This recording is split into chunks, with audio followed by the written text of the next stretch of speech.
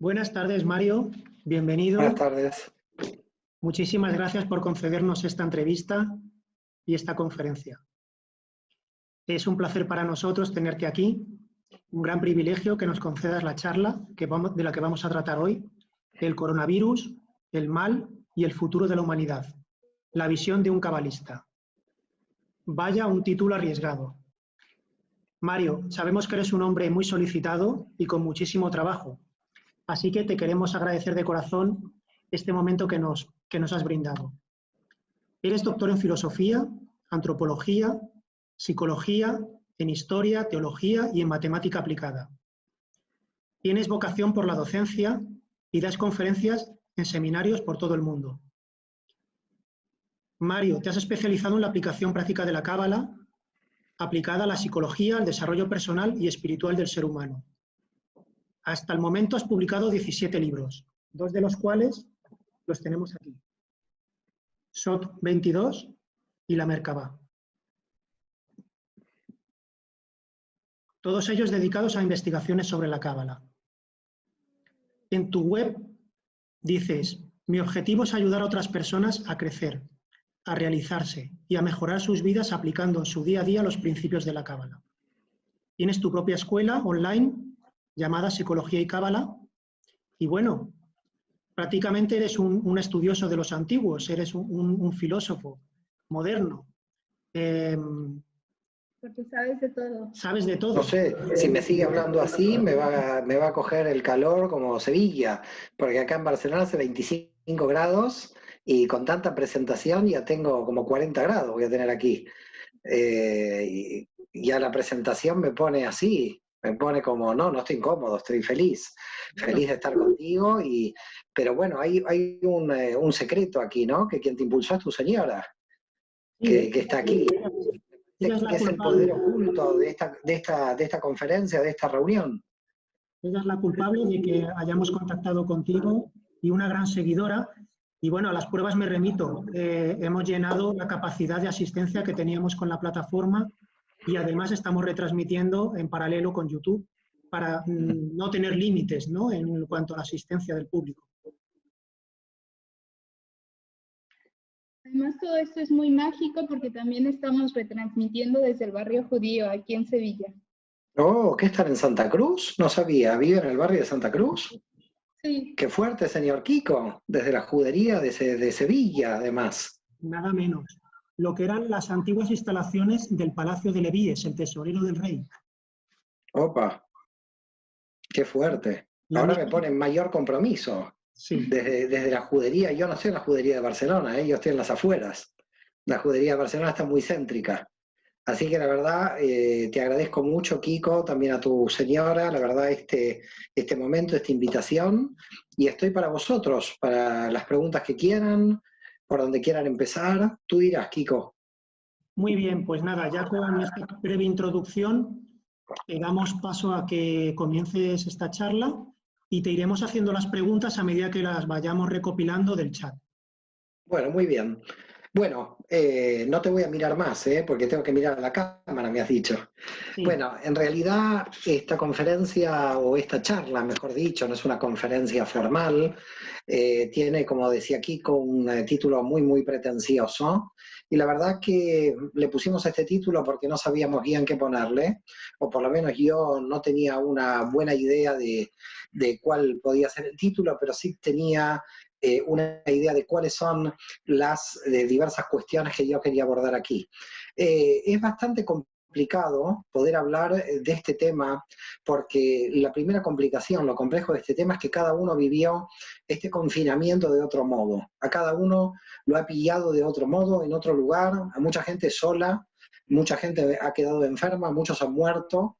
Entonces, hacer un análisis general de la situación con respecto a qué sucedió con el coronavirus, plantea un problema porque cada uno lo ha vivido de una forma particular. Dice la Kabbalah que la energía que viene a este mundo, en la forma en que viene encarnada, viene para aprender, para hacer su tikkun, para hacer su rectificación. Y por lo tanto, lo que ha sucedido aquí es que probablemente cada uno de nosotros tuvo que tener un cierto tipo de aprendizaje de acuerdo a cómo nos ha encontrado. Pero pese a que cada uno a nivel individual se ha encontrado en una situación muy personal y no podríamos entrar en todas las situaciones personales, yo creo que me arriesgaría a dividir en dos grupos lo que ha pasado aquí. El grupo de los que vivían hacia el exterior, el grupo de los que vivían en función de la materia, el grupo de los que vivían en función de lo social, el grupo que vivía de cara al exterior y que no había realizado un trabajo interior, indudablemente este grupo le dolió más, se angustió más y lo encontró sin herramientas para realmente aguantar tanta cantidad de tiempo de confinados. En consecuencia, este grupo, que yo lo llamaría un grupo que en el árbol de la vida lo podemos denominar un grupo que tenía los niveles de conciencia de las 7 dimensiones inferiores del árbol, el grupo que actuaba en la materia, el grupo que actúa en Yesod, el grupo que actúa en las relaciones sociales, en la comunicación, aunque la gente quedó comunicada por los medios de comunicación, este grupo indudablemente sufrió mucho más porque muchos de ellos no habían realizado el trabajo interior. El segundo grupo, y yo creo que me cogió en el segundo grupo, es aquellos que cuando el mundo iba hacia la materia y el mundo actuaba hacia el exterior, hacía muchos años que estábamos haciendo un trabajo de interioridad, un trabajo de exploración del alma, un trabajo espiritual hacia adentro, y que lo que encontrábamos era dentro de nosotros recursos importantísimos, energías importantísimas dentro de nosotros mismos a nivel del alma, a nivel de lo que nosotros llamamos la Neshama. Y cuando vino esta situación donde no teníamos forma de depender del exterior, porque teníamos que estar confinados, nos dimos cuenta de que podíamos gozar por primera vez de una especie de monacato planetario, donde lo que nos sucedió es que lo que siempre habíamos soñado, que era realmente estar con nuestros libros o estar con nuestra alma, si se quiere. Recuerdo siempre una frase, y yo reitero mucho esta frase, la frase de Nachman de Bratslav, el gran cabalista del fines del siglo XVIII, principios del siglo XIX, murió en el 1808, que Nachman de Bratslav decía, cuando una persona muere, uno de los grandes problemas, uno de los grandes arrepentimientos que tiene es no haber estado más tiempo con sí misma. Y el planteo, la oportunidad, el privilegio que tenemos o que hemos tenido, porque ya está terminando el confinamiento, es que nos han dado la oportunidad de estar con nosotros mismos, con nuestras sombras, con nuestra luz, con todo el potencial no desarrollado, con relaciones que se tenían que terminar y que quizás en muchos casos mucha gente las terminó, con relaciones que comenzaban y que se pusieron más fuertes justamente por encontrarnos en esta situación. De alguna forma yo creo que esta situación permitió a aquellos que venimos trabajando y los que vienen trabajando en el mundo espiritual, entender la importancia de las herramientas interiores de la propia alma para poder salir adelante y desarrollarnos. Y también llevó a muchísima cantidad de gente en este confinamiento, a unos replanteos generales de la vida, de la existencia, porque todo se frenó, en un momento todo se frenó y vivíamos en un mundo absolutamente de inmediatez, el mundo de lo inmediato, de hacer las cosas ya. Este es el sistema que de alguna manera se creó a partir del sistema capitalista, que no estoy haciendo una crítica al sistema, sino estoy haciendo una crítica a no lograr nosotros dentro de ese sistema tener espacios para nosotros. La gente no lograba tener espacios para sí misma, la gente necesitaba de otra gente, pero como excusa para no estar con sí misma, y esto realmente alteraba a mucha gente. La gente angustiada de alguna forma quería tener más relaciones con otras personas, y en esas relaciones, muchas de ellas vacías, no se encontraba a sí misma, y por lo tanto la angustia se le reiteraba. La gran cuestión de lo que nosotros llamamos el vacío existencial, el tejón. Y por lo tanto esa inmediatez se frenó, y creo que fue bueno haber frenado esa inmediatez, porque nos dimos cuenta de que había recursos que eran los recursos fundamentales del alma, las energías interiores del alma, que eran las energías que teníamos que haber hace mucho tiempo conectado con ellas y que realmente estamos conectando ahora. Nosotros muchas veces, y hay un gran maestro de la Kabbalah, yo que lo quiero mucho, está en el Escorial, Eduardo Madirolas, que Eduardo muchas veces en uno de sus libros dice algo que a mí me resuena, la gente cree que tiene un nivel superior al que tiene. Y cuando uno se plantea esto y uno dice, bueno, es verdad, porque cuando está el problema, cuando nos encontramos ante una situación de restricción, como es el confinamiento, los recursos tienen que estar ante todos los vaivenes emocionales que nosotros podemos llegar a tener. Es decir, podemos decir que en el árbol de la vida nuestra Tiferet se puede descontrolar. Y a diferencia de análisis políticos con respecto al coronavirus o conspiranoicos con respecto a diversos grupos que están conspirando todo el tiempo, estilo los protocolos de los sabios de Sion, lo que nosotros de alguna forma tenemos que reafirmar es que el alma tiene una categoría en el sentido, voy a decir superior, pero no un sentido superior mal conceptualizado, sino superior en cuanto a energías que nuestra alma tiene y que no sabemos que las tenemos ahí a nuestra disposición y que aparecen cuando la situación se complica un poco. No estoy diciendo que se ha complicado demasiado, por supuesto, la gente ha muerto, familiares de gente que ha muerto, gente que ha perdido el trabajo, queda claro de que hay una gran parte de la población mundial que esto lo ha sufrido y lo sigue sufriendo, pero como humanidad en general tenemos que tratar de sacar alguna conclusión y a nivel del alma en particular. Cuando decimos esto en hebreo decimos cuando hacemos tikkun a nivel individual, rectificación del alma a nivel individual, y cuando hacemos tikkun olam, cuando hacemos rectificación del universo a nivel global. Tenemos, podríamos decir, dos perspectivas. Desde acuerdo al tikkun personal, creo que han sido días muy valiosos para realmente aquellos que nos quejábamos, porque yo me uno al grupo de los quejicas en el sentido que nos quejábamos que no teníamos tiempo, para nuestra alma lo hemos tenido. No tenemos duda de que hemos tenido nuestro tiempo y que de alguna manera la energía universal, algunos la llamamos Dios, otros no la llaman así, nos ha dado la posibilidad, el privilegio de decir, este es tu tiempo, te quejabas de que no existía este tiempo. Y nos han concedido este tiempo de introspección y este tiempo de buscar nuestras energías interiores.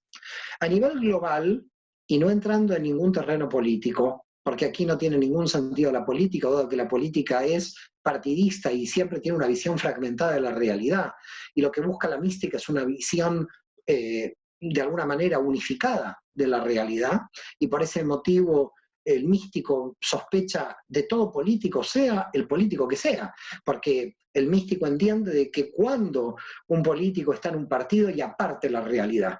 Y nosotros desde la mística no podemos partir la realidad porque sabemos que una de las funciones de Satán es partir la realidad.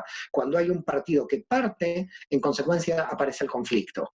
Si nosotros no queremos conflicto, tenemos que no partir la realidad y por lo tanto toda mística está alejada profundamente de la política. Pero al mismo tiempo la política nos tiene mucho miedo. Y nos tiene mucho miedo porque en realidad no somos antisistema, somos el asistema. Y ser asistema es superior de alguna manera a ser antisistema. Porque de alguna manera el antisistema lo que hace es reafirmar el sistema. Y en realidad lo que nosotros creemos es que al sistema hay que darle conciencia. Y la cuestión es cómo a cualquier sistema se le da conciencia, porque cuando el ser humano tiene conciencia, el ser humano se vuelve un problema para la política.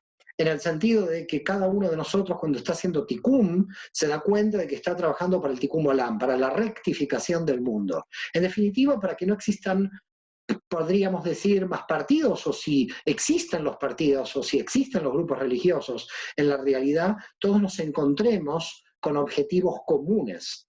Y lamentablemente lo que sucedió con el coronavirus es un objetivo común por la desgracia, un objetivo común por el temor.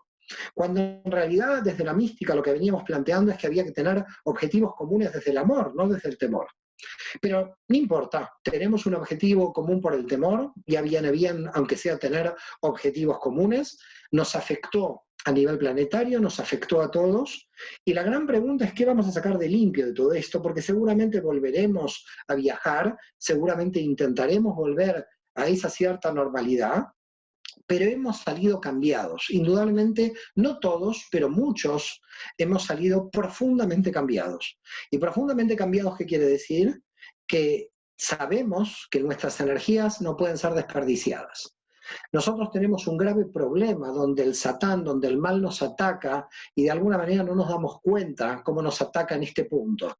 Y este punto es de gastar energías en cuestiones inútiles. Dice el texto bíblico, vanidad de vanidades, todo es vanidad. Cuando nosotros ponemos la energía en vanidades, entonces esa energía se pierde y lo peor es que a veces no se pierde, sino va contra nosotros. Cuando nosotros tenemos el sentido de la vida de una persona, cuando una persona sabe cuál es el sentido de su vida, la biná, lo que nosotros llamamos la inteligencia racional, focaliza profundamente las energías en un objetivo, en objetivos. Cuando una persona tiene el sentido de su vida, conoce el sentido de su vida, toda su vida se le vuelve felicidad automáticamente, porque todo lo que está haciendo está en pos de esa función, de esos objetivos. Cuando nosotros estamos simplemente en la materia y los objetivos son la acumulación de lo material, o cuando nosotros estamos en el nivel del ego, de la yesod, y nuestra única función es que alguien nos reconozca, en realidad eso se llama vanidad de vanidades y la energía se pierde. Recuerdo hace muchos años, y esto en Buenos Aires, yo había dado una conferencia, tenía 24 o 25 años, mis primeras conferencias, donde recuerdo que había recibido un ataque con toda violencia de un profesor muy envidioso que venía de Jerusalén. Lo recuerdo como si fuera hoy, pasaron 30 años. Yo la verdad que como joven en ese momento yo no entendía, prácticamente uno no entiende el mal, no entiende cómo funciona el mal. Quizás hasta de mayor uno todavía se sigue preguntando sobre cuestiones del mal que no resuelve. Y esa anécdota la recordé siempre porque se acercó un hombre que espero que viva, en ese momento ya tendría 60, 70 años, quizás ahora tendría 100, así que no sé si vive o no vive, el doctor Meni Vergel, que él se acercó a mí y me dijo algo que me resonó durante los últimos 30 años. Y todavía lo recuerdo con mucha emoción. Y dijo, cuando uno se relaciona con el contenido, ningún ataque termina teniendo efecto. Cuando yo salí de esa conferencia, porque esa conferencia fue desde el contenido, ese ataque venía absolutamente de la envidia, el que yo había tenido en aquella conferencia. Me di cuenta de que yo no tenía que perder tiempo en darle importancia a los ataques del mal. Y así prácticamente durante toda mi vida seguí este consejo que después lo reafirmé sobre la Kabbalah. Cuando uno se encuentra con el mal, uno lo primero que tiene que pensar es la pérdida de energías que está poniendo ahí. Cuando uno se siente culpable de algo, no responsable, sino culpable, uno está perdiendo muchísima cantidad de energía. El problema para no lograr el sentido de la vida de una persona, para no realizarse, como diría Abraham Maslow, el gran psicólogo transpersonal, el problema de la no realización es cuando nosotros no podemos enfocar realmente dónde tendrían que estar nuestras energías. Y creo que lo bueno que sucedió con el confinamiento y con todo este tema de coronavirus es que muchos de nosotros, en un trabajo interior muy profundo, lo que hemos llegado a entender es dónde realmente había que situar las energías a nuestro proyecto personal y no seguir invirtiendo energías inútiles en la inmediatez del ego, en la inmediatez del poder y en la inmediatez de la materia. Lo cual no implica que para los jóvenes el ego sea importante, lo cual no implica que la materia no tenga su función. El problema es que no hemos tenido tiempo para nosotros mismos y que ese tiempo de oro para nosotros mismos es un tiempo precioso. Como decía el gran Rabbi de Lubavitch en Nueva York, cuando decía yo no tengo pérdida de dinero, tengo pérdida de tiempo. El tiempo para mí, decía el Rabbi de Lubavitch, es mucho más valioso que la pérdida de dinero. Señores, hemos encontrado el tiempo para el alma. Creo que muchos de nosotros hemos aprovechado ese tiempo para el alma. Creo que las energías que vamos a sacar de aquí van a ser muy poderosas. Creo que puede haber un cambio mundial a partir de un cambio de conciencia real de las energías. ¿Cuáles son los proyectos para que esta humanidad realmente enfoque sus energías a donde tienen que ir y no a un sistema de consumo permanente que no nos lleva hacia ninguna parte? Entender que los instrumentos en la materia son instrumentos en la materia y que no son fines en sí mismos. El fin del cuerpo, el objetivo del cuerpo es el alma, el fin de los instrumentos en la materia también es el alma. Las energías del alma son las que arrastran al poder de la materia. No es el alma al servicio de la materia, es la materia al servicio del alma. Si no entendemos esto, vamos a volver otra vez a la materia de un modo totalmente absurdo, en una carrera hacia la inmediatez que no llega a ninguna parte. Reitero, nadie está en contra de la materia, Dios nos encarnó en un cuerpo y nos encarnó en la materia. pero nos encarnó en una materia que es instrumento de revelación de Dios, es un instrumento de revelación del reino, es un instrumento de revelación de la Neshama, como decimos en hebreo. Por favor, lo importante es entender que los instrumentos siempre son instrumentos y no son fines en sí mismos. Muchas gracias y dejo paso a las preguntas.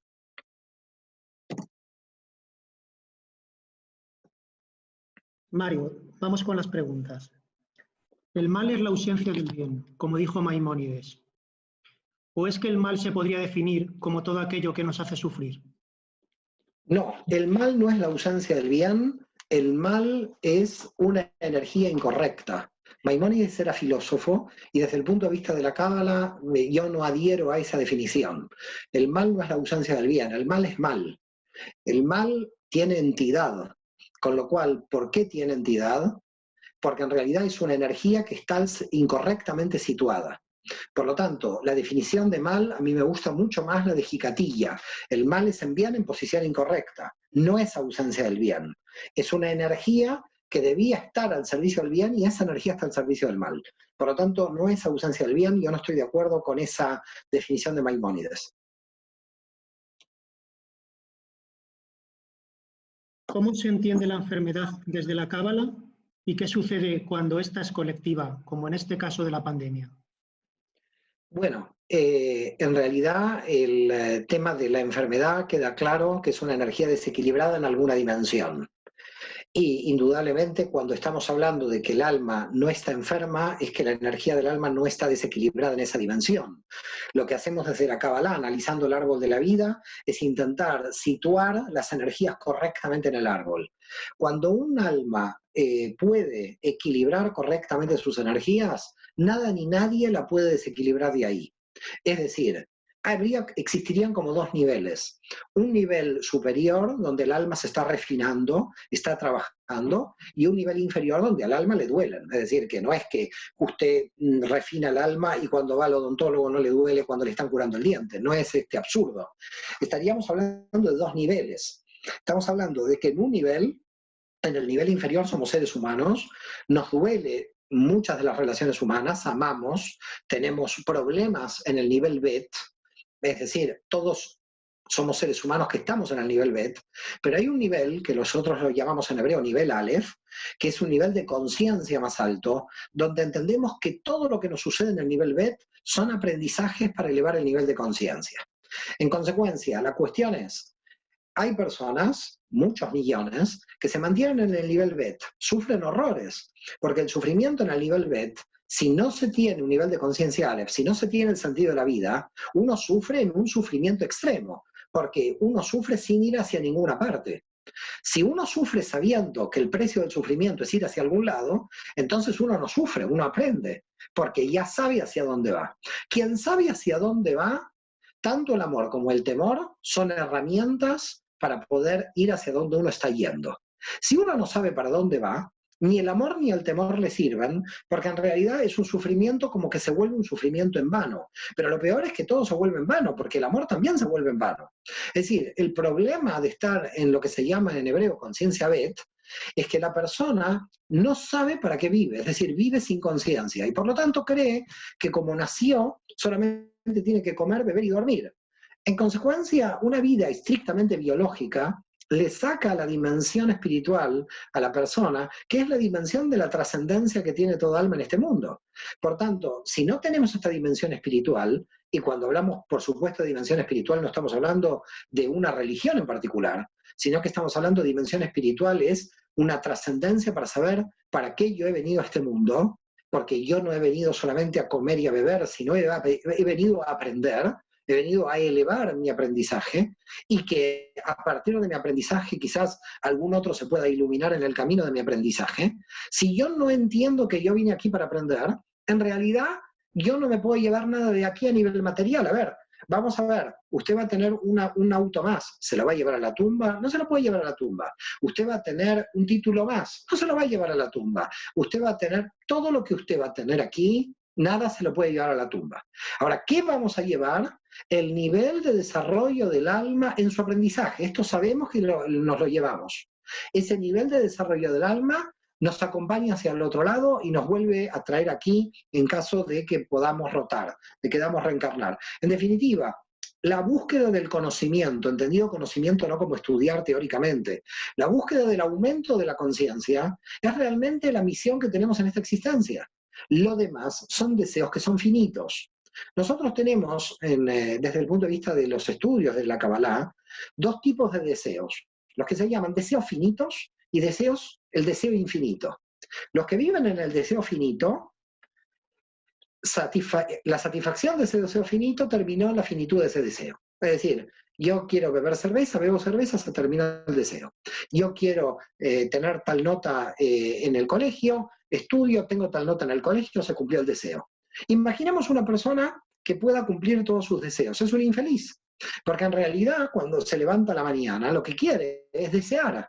Porque en realidad, cuando uno se levanta, lo que quiere es desear. En definitiva, el alma humana vive por el deseo que no está satisfecho. Los cabalistas entienden que el deseo que no está satisfecho es el búsqueda de la luz divina, es decir, la búsqueda del conocimiento. Levantarse a la mañana y decir qué suerte que no sé tantas cosas. No qué suerte que sé tantas cosas, sino qué suerte el vacío que tengo de no saber. Y entonces digo, bueno, gracias a lo que no sé, voy a tener el deseo de estudiar. Gracias a lo que no sé, voy a tener el deseo de trabajar. El vacío, de alguna manera, me da una fuerza que el llenado no me da fuerza. Es decir, ¿quién tiene una fuerza para salir adelante? Lamentablemente, a veces el que tiene hambre, porque el que tiene hambre tiene que salir de esa situación y tiene que salir. Pero de repente el que tiene comida todos los días no valora la comida. El que tiene una casa todos los días, de repente no valora su casa. Por lo tanto, lo que hay que tratar de entender es cómo está la estructura del alma humana diseñada. Estamos diseñados para tener un deseo infinito de crecimiento. Nuestro cli, nuestra vasija, está diseñada para crecer infinitamente todo lo que nosotros podemos crecer. Ese crecimiento nos da un nivel de satisfacción tan grande porque nos encontramos como un cli, como un recipiente no finito. Todo lo demás es finito. Quiero agua, tengo agua. Quiero auto, tengo el auto. Quiero un par de zapatos. Está bien, alguien va a decir, bueno, no todo el mundo tiene esa posibilidad porque hay mucha gente que está pobre y mucha gente que no tiene para comer. Sí, pero no es así. Hemos pasado de tener millones de personas hambrientas a 2.000 millones de obesos. Es decir, que en realidad hay una obesidad universal en este momento. Por lo tanto, ¿hacia dónde estamos apuntando? Estamos apuntando a que nuestra felicidad está basada en percibir el deseo infinito, de levantarnos por la mañana y decir, ¿cómo vamos a mejorar el mundo? ¿Cuál es nuestro aporte al mundo? ¿Cuál va a ser nuestro aporte al mundo? ¿Qué va a revelar nuestra alma desde nuestra forma? ¿Qué tipo de luz va a revelar nuestra alma desde nuestra forma en este mundo material? Y cada uno de nosotros, dice la Kabbalah, ha sido encarnado en este mundo con una función. El que conoce su función es un hombre que vive feliz, es un ser humano que vive feliz. Entonces, ¿usted quiere saber quién vive feliz? La persona que sabe por qué está en este mundo. Alguien que pueda tener mucho, no sabe por qué vino a este mundo, vive infeliz. Por eso dice Moisés Cordovero, el gran cabalista de Safed del siglo XVI, el privilegio más alto del alma humana en este mundo es saber por qué uno vino a este mundo. Porque el que no sabe por qué viene a este mundo es un mundo terrorífico sin saber qué función cumple mi energía en este mundo. Otra pregunta, Mario, doble, es: el virus, al no estar compuesto de células, no es un ser vivo. Es un parásito obligado, puesto que no es un autónomo. Ataca al sistema respiratorio. ¿Qué significa en términos cabalísticos? Bueno, a ver, el sistema respiratorio se relaciona con la letra Aleph. La letra Aleph es el Ruach, y justamente el Ruach es la psique. Es algo muy curioso, porque justamente lo que tiene que ver es el Ruach. Y muchas veces hemos explicado en la Kabbalah que el Ruach tiene un gran problema de estructura, porque el Ruach quiere cumplir la función de la Neshama, quiere cumplir el sentido de su existencia, y al mismo tiempo el Ruach tiene que administrar las energías de cómo me mantengo en este mundo, es decir, cómo me mantengo económicamente en este mundo. Y el Ruach puede llegar a enfermar. Y cuando enferma el Ruach nos falta el aire. Cuando enferma el Ruach, quiere decir que podríamos decir que la simbología es una enfermedad psíquica. Es una enfermedad que está atacando el Ruach, está atacando el Aleph. La Aleph es el sistema de intermediación entre la yin, que está en la mente, y el sistema gastrointestinal que está en la MEM, que son las tres madres de los tres canales del árbol de la vida. Por lo tanto, estamos ante una situación de desequilibrio porque nos hemos ido muy abajo, algunos grupos se han ido muy arriba, y el desequilibrio que ha sucedido justamente es un desequilibrio en la línea media del árbol, en la línea Aleph. Por lo tanto, estamos en un desequilibrio del Ruach, en un desequilibrio de la psique, por eso hay tanta angustia. La angustia claramente es del sistema, de todo el sistema Aleph del árbol de la vida. Por lo tanto, estamos ante un tema de una definición, yo diría. El siglo XX fue un siglo indudablemente del Nefesh, un siglo materialista, absolutamente, sea del capitalismo, del marxismo, de como se lo quiera ver, el único foco que teníamos era la materia, lo cual tampoco estuvo mal, porque se necesitaba el desarrollo de la materia para llegar a donde estamos. Pero por otra parte, volvemos al tema anterior, hemos confundido los instrumentos con los fines. Es decir, tenemos ahora el trenave para llegar en 2 horas de Barcelona a Madrid, pero cuando llegamos a Madrid no sabemos qué hacer de nuestra vida. En cambio, probablemente en la Edad Media andaban con un caballo, con un burrito, de Barcelona a Madrid no sé cuántos días, tardaban, pero cuando alguien llegaba sabía por qué llegaba. Aquí el problema es que nosotros en nuestro sistema hemos adquirido tal nivel de velocidad que el nivel de velocidad nos hizo perder la conciencia de dónde íbamos y cuál es el proyecto. Por lo tanto, no se puede producir una inmediatez y una velocidad en una especie de carrera sin fin, porque si no sabemos bien para qué venimos a este mundo, estamos gastando combustible sin saber para dónde va el auto. Por lo tanto, en cierto modo, este freno, este confinamiento es fundamental para reordenarnos hacia cuál es el sentido de la vida, hacia dónde tengo que enfocar mi energía. Y creo que fue muy importante para mucha gente haber frenado de este modo.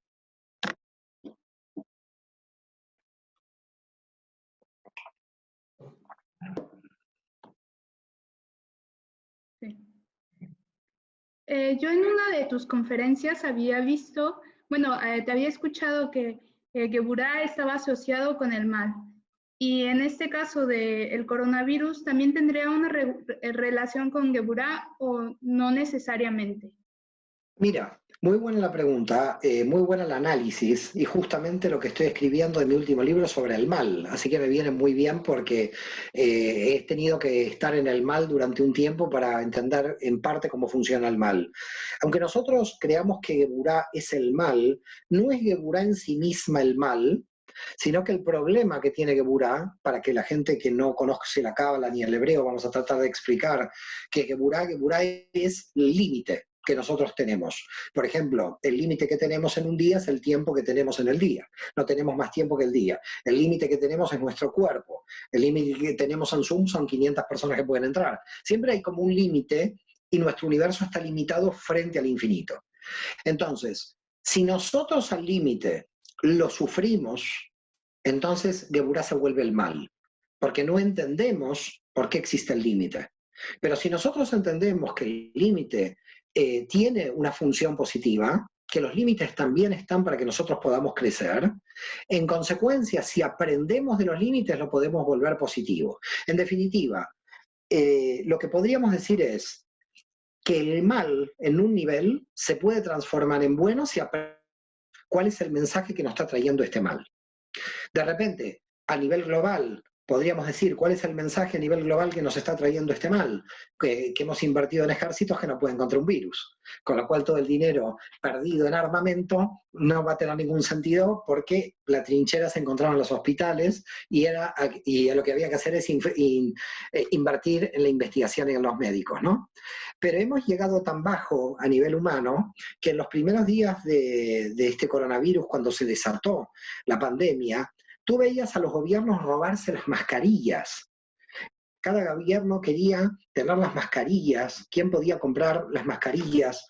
Dimos una especie de imagen dantesca de la humanidad en gobiernos totalmente insolidarios tratando unos a otros de robarse las mascarillas. Ese es el nivel que nosotros tenemos hoy. El nivel de la gente que hemos elegido como nuestros representantes a nivel internacional se roban las mascarillas unos a los otros, en vez de poder de alguna manera decirle al otro cuántas mascarillas necesitamos a nivel global. Es que nadie se preguntó cuántas mascarillas necesitamos a nivel global. Cada país actuó tratando de robarles las mascarillas o reteniendo aviones. Muy triste el ser humano. Creo que lo que se define aquí con Geburá es, si uno aprende del límite, porque el límite en ese caso es que no había mascarillas, así que eso es Geburá.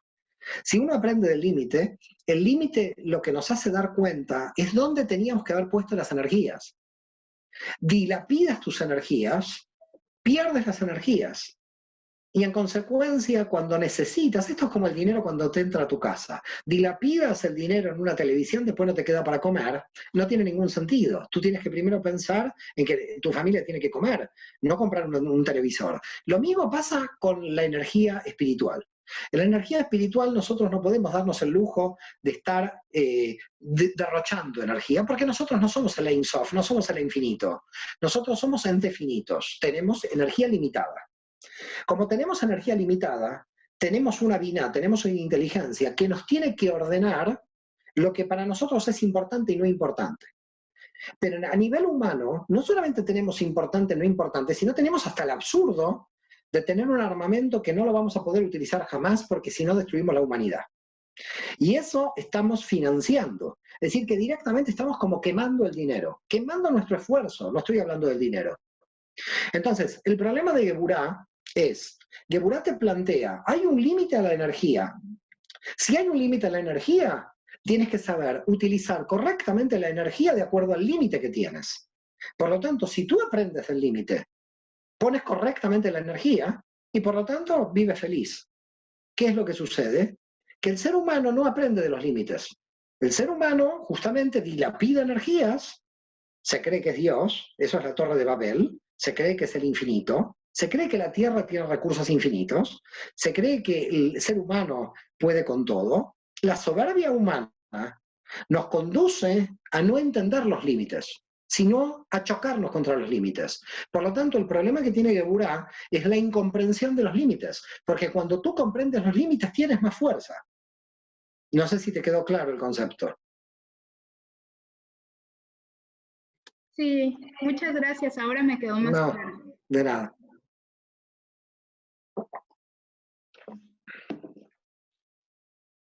Las consecuencias del confinamiento, nos preguntan en el chat, son gente viviendo en situaciones de estrés a causa de la incertidumbre en cuanto al trabajo y la economía, estrés por miedo a contagiarse, a perder a sus seres queridos, convivencia y peleas entre familias y parejas. ¿Qué enseñanzas podemos extraer de todo esto? Salir a trabajar, salir hacia afuera y creer que todo lo que tenemos siempre lo vamos a tener, es parte de la soberbia humana. Creer que lo que nosotros tenemos siempre lo vamos a tener es un error en la percepción. Y creo que el problema de este error en la percepción nos está costando caro. Por otra parte, fugarse de las relaciones de pareja o familia a partir de estar saliendo hacia afuera y en consecuencia sostener relaciones que estaban enfermas o que ya no tenían sentido continuarlas, el confinamiento lo único que hace es poner honestamente la situación tal como debe estar. Es decir, de alguna manera, es como el diluvio que limpia una situación y se vuelve honesta. Es decir, usted tenía la soberbia de contratar a una persona para que le venga a limpiar. No, tiene que limpiar usted ahora la casa. Ahora no puede delegar la limpieza a nadie. Ahora tiene que limpiarla usted. Y esto creo que es algo muy importante porque volvimos a entender el valor de las cosas. Volvimos al valor de lo cotidiano, volvimos al valor esencial, volvimos a valorar la vida. Yo creo que la gente no tiene que mirar la angustia. Yo creo que lo que tiene que hacer la gente es mirar qué desafíos, qué enseñanzas nos están quedando de esto. Porque si la gente se angustia, vuelve a perder energía. No estamos aquí para angustiarnos, si no nos ponemos todos en calidad de victimistas. Sí, nos podemos poner a llorar, hemos perdido el trabajo, hemos perdido, nos angustiamos, las parejas muchas se han peleado. Bueno, esta es la realidad, señores, bienvenidos a la realidad.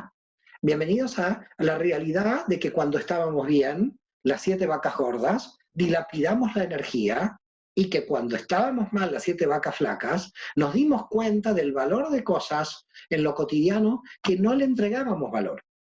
Por lo tanto, cuando llega Geburá, cuando llega la restricción, cuando llega el confinamiento, nos resitúan los valores. Nos resitúan los valores. Es decir, nos vuelve a frenar esa capacidad que tenemos los seres humanos de huir de nosotros mismos y darnos cuenta de cuál es lo importante. Yo entiendo que la gente tenga temor al trabajo. No estoy diciendo que no hay que tener temor al trabajo, pero yo les voy a decir algo que lamentablemente en lo que está estructurado este sistema. Este sistema está estructurado en billetes que no valen nada, porque no hay ningún respaldo oro de este sistema. Por lo tanto, ¿sabes cómo vamos a salir de esto? Emitiendo billetes por todos lados y todo el mundo va a tener dinero porque nadie tiene respaldo aquí. El sistema capitalista, desde que dejó el patrón oro, no tiene ningún respaldo. Por lo tanto, lo bueno de esta situación es que se va a salir rápidamente. Esto no va a ser una crisis muy larga. Inmediatamente la gente en 2-3 meses va a volver a viajar, 2-3 meses va a volver a la normalidad. Y creo que tuvimos una oportunidad con el coronavirus. Todas las crisis económicas que hemos tenido eran crisis de que la bolsa se caía. Se caía la bolsa y venía una crisis económica. O se hundía el mercado inmobiliario y venía una crisis económica. Pero la gente seguía trabajando y seguía acelerada. Ahora lo bueno de esta crisis es que tuvimos que desacelerar. Que no fue la economía la que entró en crisis. Fue el sistema humano el que entró en crisis. Y crisis es una gran oportunidad. No hay que estar en plan víctima. Si uno va a entrar en plan víctima, entonces le digo que las leyes de la existencia no son ser víctima. Las leyes de la existencia son salir adelante, tener entusiasmo y ante los desafíos más grandes seguir adelante. Nosotros no podemos ponernos en plan pensar en el dolor, pensar en lo que no... No, nosotros tenemos que mirar hacia el futuro. No tenemos que quedarnos, alguien perdió el trabajo, va a intentar recuperar el trabajo. Alguien se encuentra con una situación complicada de pareja porque se encontró en el confinamiento. Señores, a ver si queda claro. No ha sido una guerra donde nos cayeron bombas. Ha sido una toma de conciencia global de la situación en que nosotros nos encontramos a nivel espiritual. Si nosotros tomamos conciencia global en donde nos encontramos a nivel espiritual, nosotros como especie humana tenemos los recursos para salir adelante. Pero los recursos no hay que dilapidarlos para salir adelante en vanidad de vanidades. Hay que saber dónde se van a situar. Con lo cual, cuando salgamos de este confinamiento, a los gobiernos hay que pedirles que gran parte del PBI vaya a la investigación médica y no para armas. Y si esto sigue igual y los PBI del mundo no cambian, vamos a ser corresponsables del final de la especie humana. Por eso yo muchas veces digo que la espiritualidad es la última arma biológica que tenemos para salvarnos como especie humana. Lo cual, si la especie humana no tiene el nivel de conciencia para sobrevivir, yo estoy tan tranquilo también. Si aquí venía el coronavirus y nos mataba a todos, ¿usted cree que la conciencia universal iba a desaparecer? La conciencia universal en algún otro planeta se iba a posar ahí, iba a revelar, y otras especies mucho más avanzadas iban a seguir con la conciencia divina. Nosotros no tenemos la exclusividad de ser los portavoces de la conciencia divina a nivel universal. Otra de las soberbias humanas es creer que si nosotros desaparecemos, desaparece la historia. No, el universo, dicen los físicos, tiene 185.000 millones de años más. No sabemos la cantidad de seres y planetas que existen por ahí con vida. Nadie nos está esperando para rectificar el universo. Por lo tanto, si la especie humana se suicida, problema de la especie humana, pero la conciencia universal va a seguir su camino. La gran pregunta que nos tenemos que hacer, si nosotros somos merecedores como especie de ser portadores de la conciencia. ¿Somos merecedores como especie o no? Si no somos merecedores como especie, desapareceremos. Y tan tranquilos. El universo buscará otras formas de revelación del infinito. Es muy cierto lo que dices, Mario. Además, me vino a la mente esta palabra, ¿no? Tan clave que es crisis. Me parece que viene del griego, que significa poner en cuestión, ¿no? Así es, crisis viene de oportunidad. Viene de poner la fuerza en ese punto. Es decir, nosotros no podemos ponernos en plan víctima. No podemos ponernos en plan víctima. Mira, Einstein decía algo que me parece clave. Decía con respecto a los judíos no tienen el lujo de ser pesimistas. No podemos tener el lujo de ser pesimistas. Yo, lo que dijo Einstein, lo llevaría a todos los seres humanos. Los seres humanos no tenemos el lujo de ser pesimistas, porque el que es pesimista está llorando en un plan víctima, en un plan victimista, que no ayuda para nada. La persona que se quedó sin trabajo y ahora que se quedó sin trabajo o está enviando currículums por internet. A ver, ¿dónde está puesta la energía de alguien que se quedó sin trabajo? ¿Está llorando que se quedó sin trabajo o está buscando trabajo? Porque si no está buscando trabajo y ahora que se quedó sin trabajo, no está aprendiendo. Está desgastando sus energías en plan víctima. A ver si queda claro de qué estamos hablando. El plan víctima nos sirve para elevar nuestro nivel de conciencia. Aquí no somos víctimas. Si somos víctimas, lamento decirlo, somos víctimas de nosotros mismos. Por lo tanto, para no ser víctimas de nosotros mismos y caer en el victimismo, lo que nosotros debemos hacer es saber dónde situamos las energías. Blanca, desde el chat nos pregunta, ¿cuál es el origen del mal? ¿Por qué se le asocia a Gebura? Oh, esto es todo un curso de Cábala ya. El origen del mal. Yo tengo un curso de 4 clases sobre el origen del mal. Ahora me agarro la cabeza de cómo le voy a explicar esto en un minuto, porque explicar esto es como muy difícil, ¿eh? El origen del mal es cosmogónico, viene en la estructura del universo para poder aprender, y es un bien tan potente que nosotros nos desequilibra. En realidad, el mal es un exceso de energías. Por lo tanto, estamos ante un problema físico, no moral. El mal no es moral, el mal es físico, y además tiene que ver con el contexto. Por lo tanto, hay que estudiar los contextos para ver cómo actúa el mal en cada contexto. Es muy complejo tratar de explicar el mal en un minuto, pero para que más o menos pueda entender, es que el mal anida en diversos contextos y que hay que tratar de decodificarlo en cada uno de los contextos y niveles. Por lo tanto, si yo le respondo a nivel global, estoy haciendo un desastre, porque el mal ya me va a tener pillado en la respuesta, dado que el mal opera en diferentes niveles. Lo que sí le puedo decir a nivel general, más allá de que el mal opera en diferentes niveles, es que el mal tiene como misión que la luz pueda crecer. Si la persona que ha hecho la pregunta quiere saber la función del mal es nuestro crecimiento. Y por ese motivo es buena la función del mal. Claro que Luzzatto va a decir que cuando uno recibe el mal, en ese momento es mal absoluto, porque uno está sufriendo ese mal en ese momento. Pero dice Luzzatto, dentro del sistema general, ese mal es muy bueno. Mira, te voy a sacar de la teoría para que se pueda responder bien la pregunta. ¿De qué profesor nos acordamos nosotros? ¿De los que fueron buenos o del que nos hizo estudiar y nos machacaba?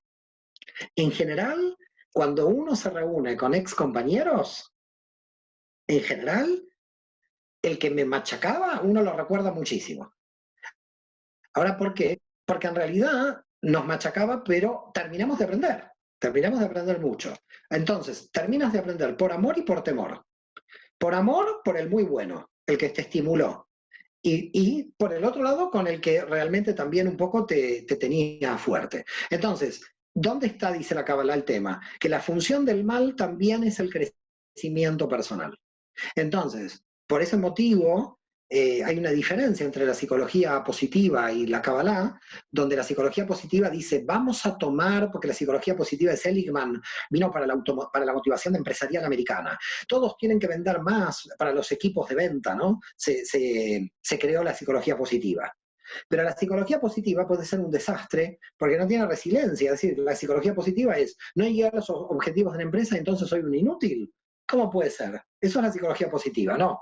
La psicología de la mística hebrea, es decir, lo que propone la Kabbalah, es que uno tiene que desarrollar su fuerza también cuando se encuentra con obstáculos que uno tiene que superar. No siempre en el entusiasmo. Es más, tenemos que tener más entusiasmo derivado del obstáculo que tenemos. Por ese motivo que dicen los cabalistas, sé merecedor de tu Satán.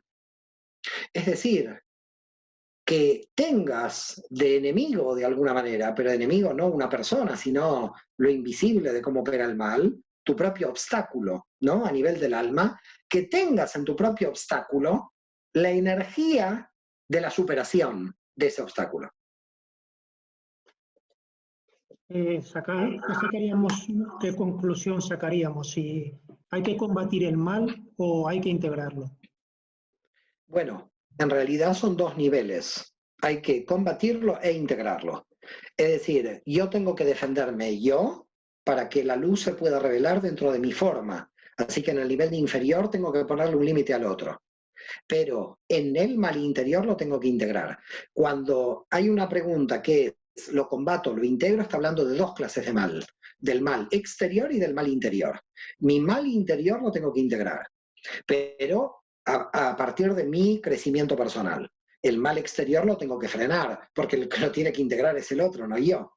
Por lo tanto, el mal exterior que lo integre el otro, porque yo no soy el Mesías del otro. Aquí yo no vengo a evangelizar al otro con mi luz, con lo cual el otro tiene que tener su propia luz. Si el otro a mí me agrede, yo me defiendo, porque yo no voy a aguantar la agresión que me lleva a mí a la humillación. Entonces, frenar al mal en el inferior, integrar el mal en lo superior. Eso último no me queda del todo claro. En el superior sería integración, ¿no? En el superior, de Tiferet para arriba, en el árbol de la vida es integración, que es mi parte oscura. Es decir, qué cuestiones yo quiero rectificar, eso implica un tema de integración de mi parte oscura a nivel interior.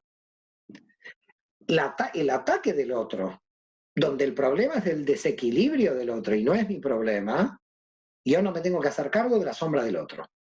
Porque la sombra del otro la tiene que integrar el otro, no la tengo que integrar yo. ¿Y eso en qué esfera estaría? El del otro. La del otro en Yesod.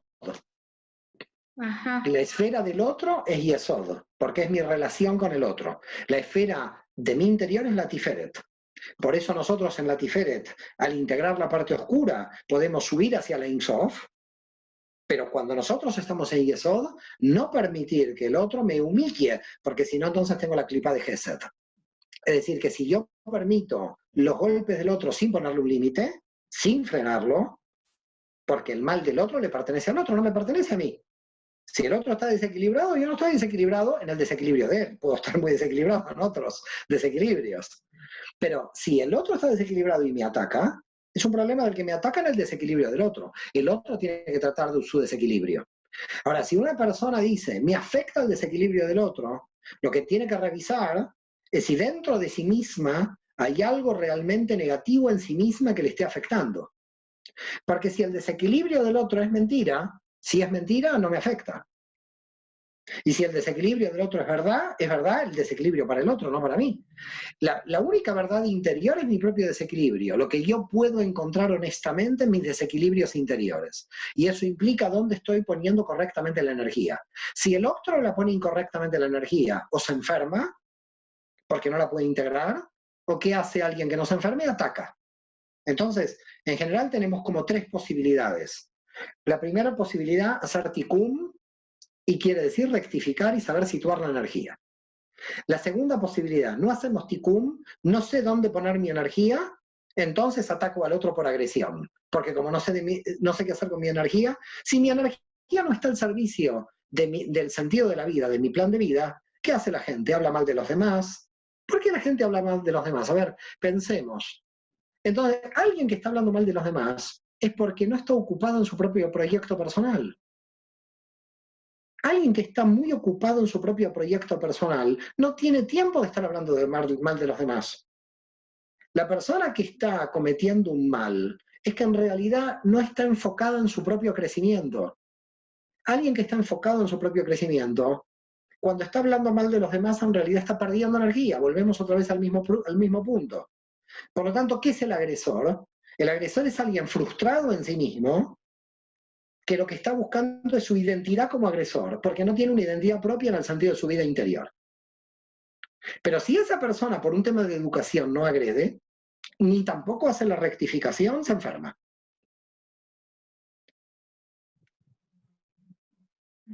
Correcto. Mario, y relacionado con todo esto del coronavirus y tal, ¿cómo podríamos entonces frenar esta pandemia? Además de, obviamente, las medidas higiénicas, sanitarias y tal, pero digamos como conciencia de humanidad, ¿cómo podemos eso? Primero queda Integrar claro que tenemos una responsabilidad con el otro con respecto a no contagiar a ningún otro ni ser contagiado. Eso que es clarísimo y no es una teoría conspiranoica, nos tenemos que cuidar. Pero luego de cuidarnos, va a venir la gran pregunta luego, y es ¿dónde están nuestros recursos puestos en la medicina? Tendrían que estar en la medicina, no en otro lado, en la educación, en la medicina, en las cuestiones importantes. Entonces no es solamente qué podemos hacer nosotros ahora, porque lo que podemos hacer nosotros ahora es la inmediatez. Y tenemos que trabajar con inmediatez, pero también en el largo plazo. Y en el largo plazo, en nuestra Jojma, tenemos que saber que la enseñanza que nos deja es a nivel de alma individual, pero que la enseñanza que nos deja es a nivel de tikkun olam, de rectificación del mundo. ¿Cómo vamos a mejorar este mundo? Esta es la gran pregunta cuando salgamos nosotros del confinamiento. Muchas gracias, Mario. Kiko, un placer muy grande. Un gusto, gracias por la entrevista. Y a todos los que nos han seguido, por supuesto. Ha sido una conferencia espectacular. Te agradecemos mucho el detalle de compartir con nosotros y esperamos verte pronto por Sevilla. Si Dios quiere. Shalom a todos. Un beso grande. Hasta la próxima. Gracias. Muchas gracias, shalom. de corazón. Gracias. Por participar.